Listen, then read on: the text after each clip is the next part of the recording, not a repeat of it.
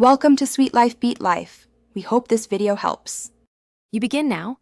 Make sure the phone has at least 20% battery and remove any SD or OTG drive. This prevents interruptions. Press and hold the power key until the power menu appears, then tap Restart or Power Off. Why? A soft restart forces Android to reload system services without third-party apps, which often exit safe mode. Once done, monitor the lower left corner. If safe mode is gone, you're finished with this step. If not, proceed to the next actions. If the normal restart didn't work, do a force reboot. Press and hold power plus volume down for about 10 seconds until the device reboots. This clears transient faults while preventing data loss.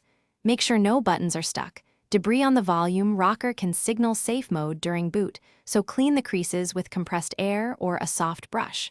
After the reboot, verify the screen corner.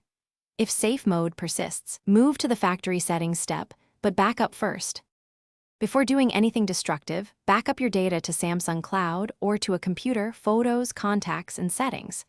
Then go to Settings General Management, Reset Factory Data Reset, confirm and wait for the phone to wipe and restart. This removes persistent software causes of safe mode. If you prefer less drastic steps, boot normally, uninstall recent or suspicious apps, then restart. Troubleshooting tip: if resetting doesn't help, test hardware with a service center. Thanks for watching. Consider subscribing if we helped you.